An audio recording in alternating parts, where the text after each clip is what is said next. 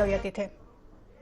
चुरू विश्व कल्याण सेवा और मानवतारो संदेश देवता चुरू अठहरी जनता ने वीर सपूता ने ममतामयी माता बहना ने नमन और घणो घणो अभिनंदन.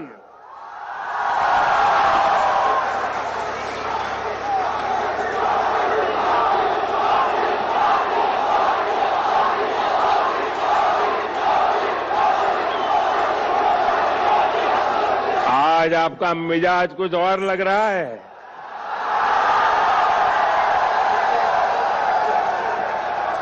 सबसे पहले मेरे साथ दोनों मुट्ठी बंद करके पूरी ताकत से बोलिए भारत माता की. आवाज बोलो भारत माता की. भारत माता की. आपकी ये भावनाएं, आपका ये उत्साह, आपका ये जोश मैं भली भांति समझ रहा हूं.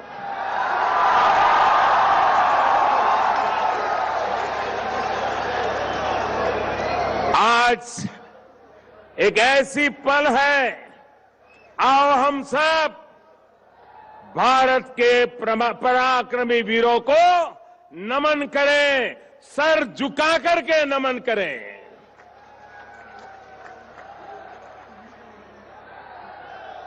आज चूरू की धरती से मैं देशवासियों को विश्वास दिलाता हूं कि देश सुरक्षित हाथों में है.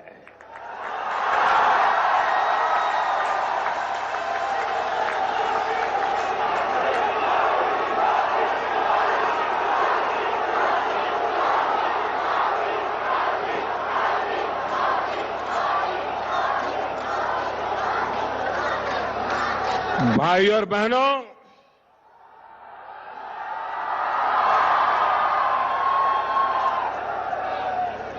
साल 2014 में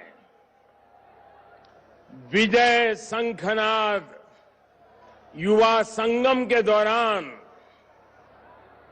मैंने मेरे दिल की बात आप सबके सामने रखी थी. मैं 2014 की बात कर रहा हूं और मेरी आत्मा कहती है आज का दिवस उसे फिर से दोहराने का दिवस है.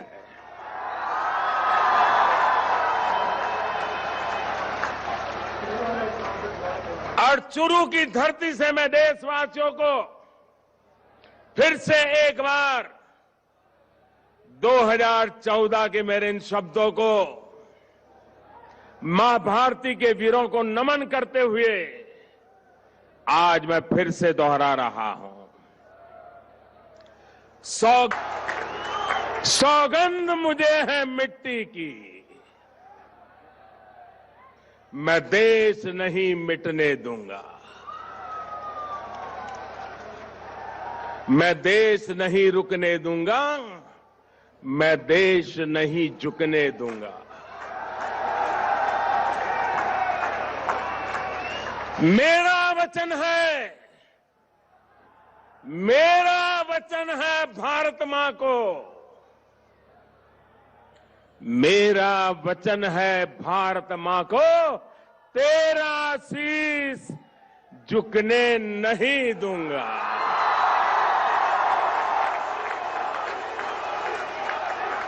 वचन है, मेरा वचन है भारत मां को, मेरा वचन है भारत मां को, तेरा शीश झुकने नहीं दूंगा.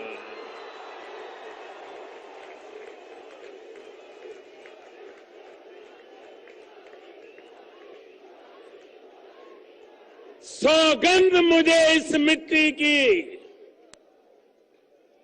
सौगंध मुझे इस मिट्टी की, मैं देश नहीं मिटने दूंगा। जाग रहा है देश मेरा, जाग रहा है देश मेरा, हर भारतवासी जीतेगा। जाग रहा है देश मेरा, हर भारतवासी जीतेगा। सौगंध मुझे इस मिट्टी की, मैं देश नहीं मिटने दूंगा।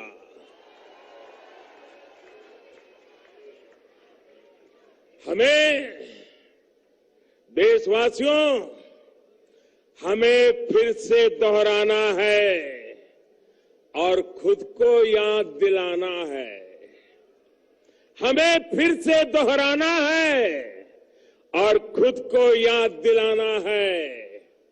न भटकेंगे, न अटकेंगे, कुछ भी हो, हम देश नहीं मिटने देंगे। सौगंध मुझे इस मिट्टी की, मैं देश नहीं मिटने दूंगा। मैं देश नहीं रुकने दूंगा, मैं देश नहीं झुकने दूंगा। साथियों,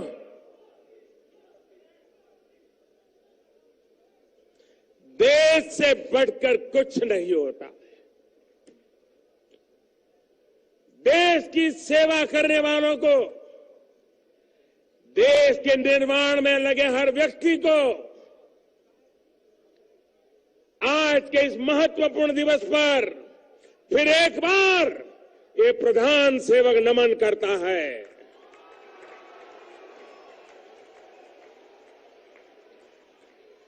कल आपने भी देखा होगा कि आजादी के 70 वर्ष बाद राष्ट्र रक्षा के लिए प्राण न्योछावर करने वाले हमारे अमर शहीदों की याद में देश को राष्ट्रीय समर स्मारक समर्पित किया गया। नेशनल वॉर मेमोरियल राजस्थान के लिए और खास तौर पर चुरू, झुंझुनू और सीकर के इस पूरे इलाके के लिए तो ये इसलिए भी अधिक अहम है क्योंकि आप सभी ने अनेक सपूत देश को समर्पित किए हैं। यहां के हजारों नौजवान सीमा पर राष्ट्र रक्षा में डटे हुए हैं और इसलिए आपका सम्मान, आपकी सेवा मेरे लिए बहुत महत्वपूर्ण है। साथियों, आपके इस प्रधान सेवक ने शहीदों के परिवारों से, पूर्व सैनिकों से वन रैंक वन पेंशन को लागू करने का भी वादा किया था।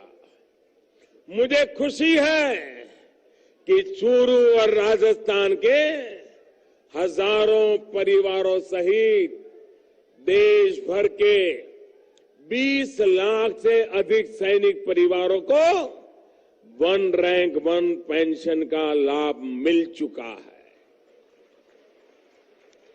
इस योजना के लागू होने के बाद हमारी सरकार 35,000 करोड़ रुपए 35,000 करोड़ रुपए ये हमारे फौजी परिवारों को वितरित कर चुकी है और इसका बहुत बड़ा लाभ राजस्थान के 1 लाख से भी अधिक फौजी परिवारों को हुआ है। भाइयों और बहनों, आपका ये प्रधान सेवक ये काम इसलिए कर पा रहा है क्योंकि हमारे लिए खुद से बड़ा दल है और दल से भी बड़ा देश है। इसी भावना के साथ हम निरंतर पूरी ईमानदारी से देश के एक एक जन की सेवा में जुटे हैं। साथियों, जय जवान, जय किसान, जय विज्ञान, इन भावनाओं को साथ लेकर हम आगे बढ़ रहे हैं। मुझे खुशी है कि 2 दिन पूर्व देश के इतिहास में किसानों के लिए बनाई गई सबसे बड़ी योजना की शुभ शुरुआत हुई है। बाबा गोरखनाथ का तो इस भूमि से भी नाता रहा है। उनके आशीर्वाद से यूपी के गोरखपुर से प्रधानमंत्री किसान सम्मान निधि को लॉन्च किया गया। एक बटन दबाते ही देश भर के 1 करोड़ से अधिक किसानों के बैंक खाते में 2,000 रुपये की पहली किस्त पहुंच गई है और बाकियों को भेजने का काम तेज गति से चल रहा है। साथियों, जो रुपये सीधे मोदी सरकार देश के 12 करोड़ से ज्यादा छोटे किसान परिवारों को देने वाली है, उसमें चूरू और राजस्थान के भी 50 लाख से अधिक किसान परिवार शामिल है। 50 लाख किसान परिवार। लेकिन मेरे भाइयों बहनों, खास करके राजस्थान के मेरे किसान भाइयों बहनों, दुख की बात यह है कि परसों जिन 1 करोड़ से अधिक किसान परिवारों को मोदी सरकार की तरफ से सीधी मदद की पहली किस्त पहुंची, उसमें चूरू का, राजस्थान का एक भी किसान परिवार नहीं है।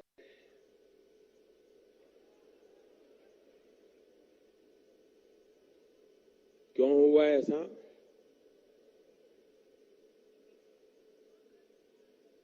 इसलिए हुआ क्योंकि यहां की सरकार ने अभी तक केंद्र सरकार को लाभार्थी किसानों की सूची ही नहीं भेजी है।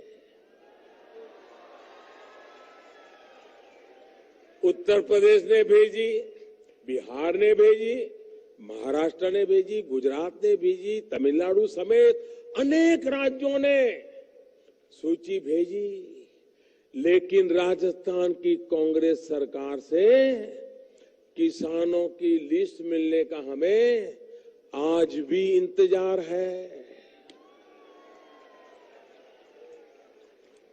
मैं राजस्थान की कांग्रेस की सरकार को इस चूरू की धरती से, राजस्थान की भूमि पर आकर के आग्रह पूर्वक विनती करता हूं कि वो किसानों के हित के लिए हमने जो योजना शुरू की है, इस योजना को रोकने का प्रयास न करें, राजस्थान के किसानों का नुकसान न करें। आप मुझे बताइए भाइयों, राजनीति अपनी जगह पर है, लेकिन किसानों का हक रोकना चाहिए क्या? रोकना चाहिए क्या? अगर दिल्ली सरकार देती है तो मिलना चाहिए, नहीं मिलना चाहिए? अगर किसानों के जेब में पैसा आएगा, खर्चा करेगा, तो राजस्थान का भला होगा कि नहीं होगा? राजस्थान के किसान का भला होगा कि नहीं होगा? लेकिन पता नहीं, मुझे समझ नहीं आ रहा है हमारे कांग्रेस के मित्रों को हो क्या गया है। साथियों, आपके इस प्रधान सेवक ने किसानों के लिए जो योजना बनाई है उसका लाभ आपको निरंतर होगा। भले वो आज देर कर रहे हो लेकिन हम पीछे लगे हैं, सूची लेकर के रहेंगे और राजस्थान के किसानों को भी पैसा पहुंचा के रहेंगे। और अभी की स्थिति के हिसाब से ही 75,000 करोड़ रुपए हर वर्ष किसानों के बैंक खाते में सीधे बिना किसी बिचौलिए के, कोई दलाल के बिना सीधे सीधे किसानों के खाते में जमा हो जाएंगे। इसका मतलब ये हुआ कि अगले 10 साल में 7.5 लाख करोड़ रुपए किसानों के बैंक खाते में ट्रांसफर किए जाने वाले हैं। 7.5 लाख करोड़ रुपया। और इसके लिए किसानों को कुछ नहीं करना है। आपके फोन पर संदेश आएगा कि पैसे जमा हो गए हैं, फिर बैंक में जाइए, एटीएम में जाइए, पैसे निकालिए और बीज, खाद, दवा जैसी अनेक जरूरतों को पूरा कीजिए।